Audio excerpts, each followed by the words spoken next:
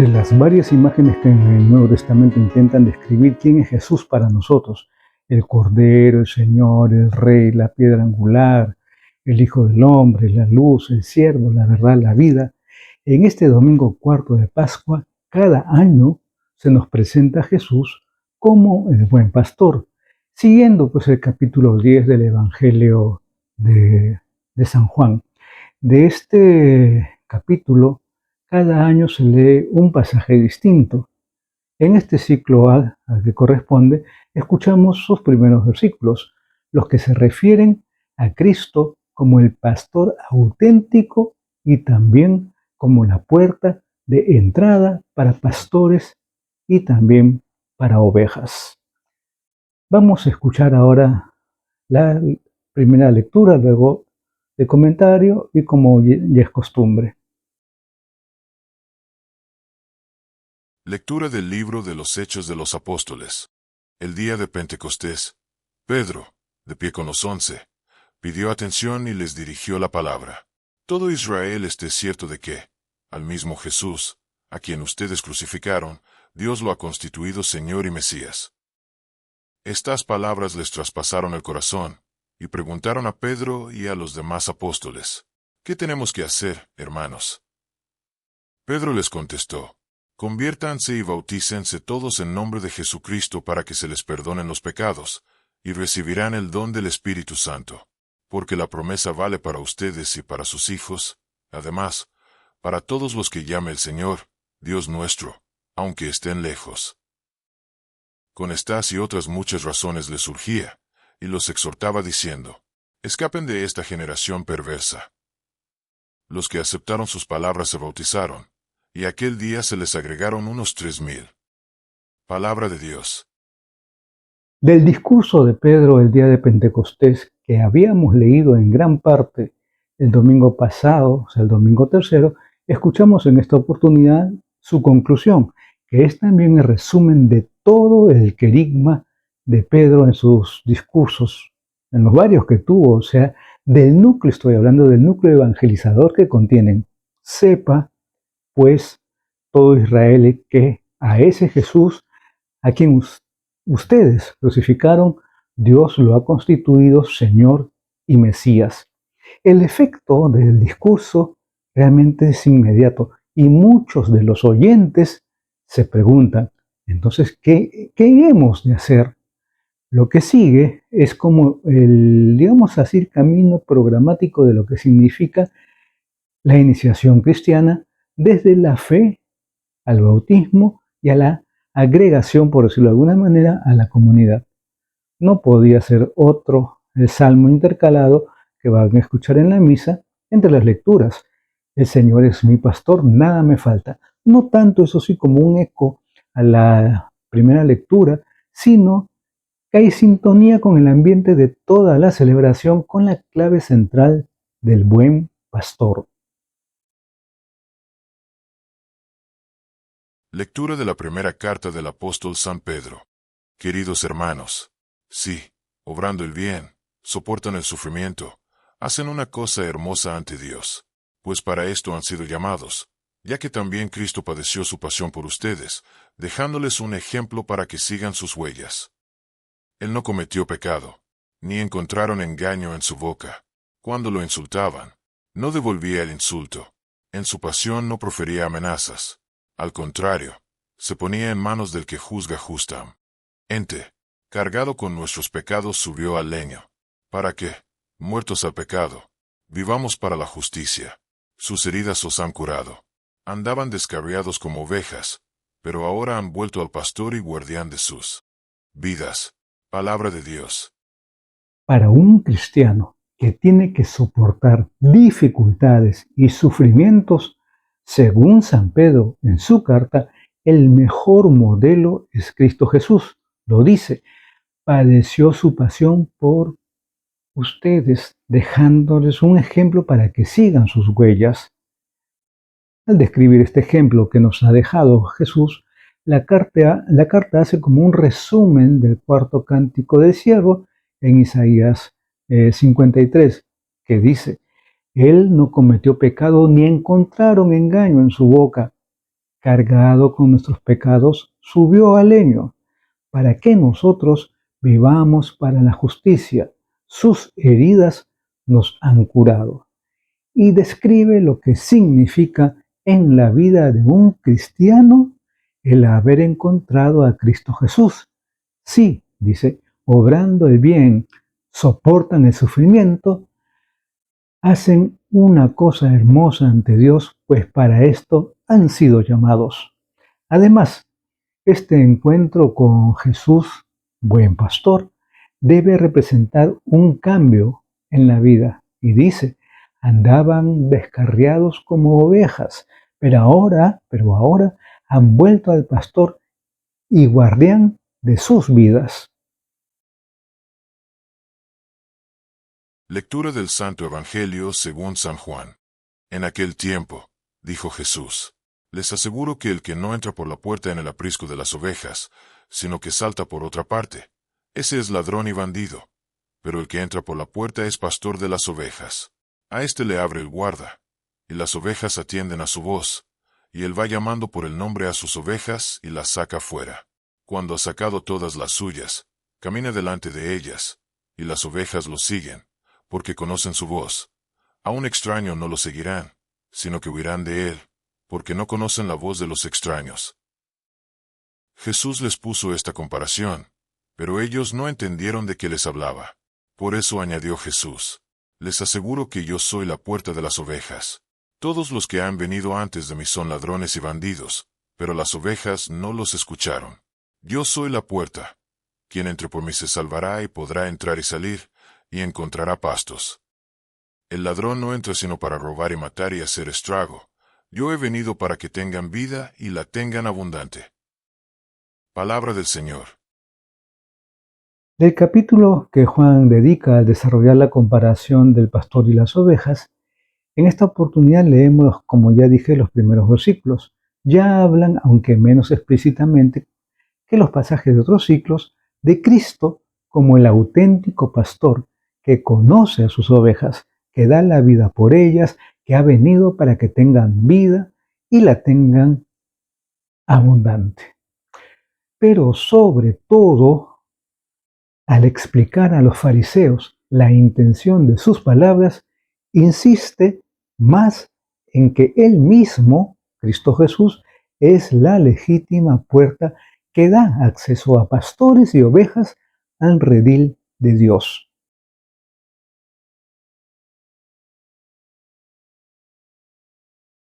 El protagonista en esta oportunidad, como no podía ser de otra manera, en Pascua es Cristo Jesús, que se proclama a sí mismo como el buen pastor y la puerta. Puede ser que no nos guste mucho ese símil del pastor y las ovejas, sobre todo si nos fijamos en lo del rebaño y que todas las ovejas le siguen. Podría parecer como si se favoreciese pues una visión paternalista y voy a decirlo así, gregaria de la comunidad eclesial. O podemos pensar que tal vez los que vivimos en ciudades no entendemos el símil empleado por Jesús. Sin embargo, no es la intención de Cristo ese tono peyorativo de rebaño y de seguimiento al pastor, porque Él les describe con rasgos claramente personalistas y de respeto a la libertad de cada uno. Y tampoco es verdad que los urbanos no podamos entender las características de un pastor y su relación con las ovejas, aunque no veamos cada día rebaños que cruzan nuestras calles de repente o las pistas. Otros textos del día también inciden en el mismo tema de Cristo como el buen pastor. La carta de San Pedro termina diciendo a sus lectores: han vuelto al pastor y guardián de sus vidas. La oración colecta en la misa pide que el débil rebaño de tu hijo tenga parte en la admirable victoria de su pastor. También el versículo del Aleluya anticipa ya el contenido del Evangelio. Yo soy el buen pastor, conozco a mis ovejas y las mías me conocen. También el antífona de la comunión afirma lo siguiente, que ha resucitado el buen pastor que dio la vida por sus ovejas y se dignó morir por su grey. Y la oración poscomunión llama pastor a Dios Padre, pastor bueno, haz que el rebaño adquirido por la sangre de tu Hijo pueda gozar. Pero como ya lo dije en esta oportunidad, Jesús se presenta sobre todo como la puerta por la que hay que entrar y salir. Puerta significa acceso, entrada, mediación, acogida. Las palabras de Jesús se aplican ante todo a los pastores mismos. Los que entran por esa puerta son guías y pastores legítimos, ¿eh? A los que no entran por ella, sino que saltan por otra parte, los compara Jesús a los ladrones, los bandidos y los extraños que vienen a robar y matar o a aprovecharse de las ovejas en favor propio. El mismo Cristo Jesús es un pastor que ha entrado por la puerta legítima enviado por Dios Padre. Y Él a su vez es el verdadero maestro, el camino, la bienvenida de Dios a su reino. Dice, el que entre por mí se salvará. Y como lo dice también San Pablo, por Él unos y otros tenemos acceso al Padre. Eso lo lees en su carta a los Efesios en el capítulo 2, versículo 18. Y como razona el autor de la carta a los Hebreos, tenemos la seguridad para entrar en el santuario en virtud de la sangre de Jesús por este camino nuevo y vivo inaugurado por Él para nosotros a través de su propia carne. Eso está en el capítulo 10, versículo 19. El quinto domingo de Pascua que se va a leer en el Evangelio, una afirmación del mismo Jesús en la última cena que dice, nadie va al Padre sino por mí. Jesús es también pues la puerta para todos los que quieren salvarse. Es la puerta abierta que invita a entrar en el reino. Una puerta que es una verdadera bienvenida a la casa del Padre. A propósito, en la primera lectura hemos visto cuál es el camino de la iniciación cristiana, o sea, la entrada en el reino de Cristo. En primer lugar, después del discurso evangelizador de Pedro. Luego viene la conversión y la fe por parte de muchos, diciendo, ¿qué hemos de hacer? Ahí va la tercera. Pedro les dice que se conviertan, que abandonen su camino anterior propio de una generación perversa, para luego, ya como cuarto, o sea, que crean en Jesús. Lo siguiente, los que creen reciben el bautismo, que es perdón de pecados, y a la vez don del Espíritu, para luego ir con otro punto, bautismo que sabes es universal, para todos los que se sientan llamados por Dios, y por último, así quedan agregados a la comunidad eclesial, la comunidad de resucitado, el nuevo Israel, que empieza a crecer nada menos que con 3.000 nuevos miembros, como lees en el libro de los Hechos. El programa de vida de esta comunidad ya se ha leído en el segundo domingo de Pascua, en el primer sumario de San Lucas. Doctrina, atenta, doctrina, fracción del pan, oración, fraternidad. Ese es el camino auténtico, la puerta por la que se entra en la comunidad de la salvación. En un mundo que busca respuestas al sentido de la vida y ensaya caminos y puertas diferentes para la felicidad o el progreso, la respuesta de Dios es clara en esta oportunidad. La puerta verdadera es Cristo el Señor. Aunque entrar por la puerta que es Cristo no significa solo estar bautizado o haber inscrito el nombre en una comunidad, sino oír su voz, seguirle y también, lógicamente, imitarle. Cristo dedica palabras muy duras a los fariseos, que eran en verdad malos pastores del pueblo. Por contraste, las cualidades que debe tener un buen pastor les hacen falta en estos tiempos. En positivo, a todos los que de alguna manera son pastores en la comunidad, como colaboradores de Cristo, a favor de todos, ante todo, los ministros ordenados, desde el Papa hasta los obispos, presbíteros y diáconos, pero también los padres, los educadores, los catequistas, los que llamamos agentes pastorales de una comunidad.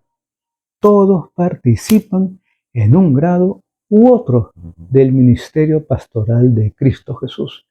Y a todos ellos les va bien recordar que el auténtico pastor, uno, entra por la puerta legítima y no como los ladrones por la puerta falsa. No se arroga él mismo el ministerio, sino que lo recibe de la iglesia, y en el caso de los ministros ordenados, sellado con un sacramento. No puede actuar como los falsos profetas o guías ciegos que no conducen a la salvación, sino a la perdición. Si San Pedro predica con valentía y autoridad, es porque ha oído de labios del mismo Maestro la palabra: apacienta a mis ovejas. Eso como primero. Luego, segundo, conoce a sus ovejas, las llama por su nombre. ¿No es esta, digo yo, una invitación a que los pastores conozcan y respeten a cada persona con sus características, su temperamento y formación? Se puede decir que conocemos a cada oveja por su nombre, a cada persona en su contexto y sus circunstancias, y no considerar que todas son iguales y tratarlas gregariamente. Eso como segundo.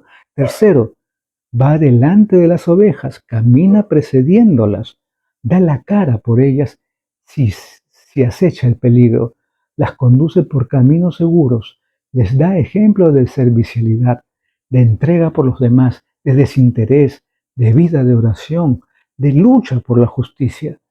Es como Jesús, que en su decidida marcha hacia Jerusalén iba delante de sus discípulos. Eso lo puedes ver en el Evangelio de San Marcos, capítulo 10, versículo 32. Y en la última cena se ciñó la toalla y les dio un magnífico ejemplo de servicialidad fraterna. Y al final, recuerda lo que les dijo: ustedes también deben lavarse los pies unos a otros, porque les he dado ejemplo, para que también ustedes hagan como yo he hecho con ustedes.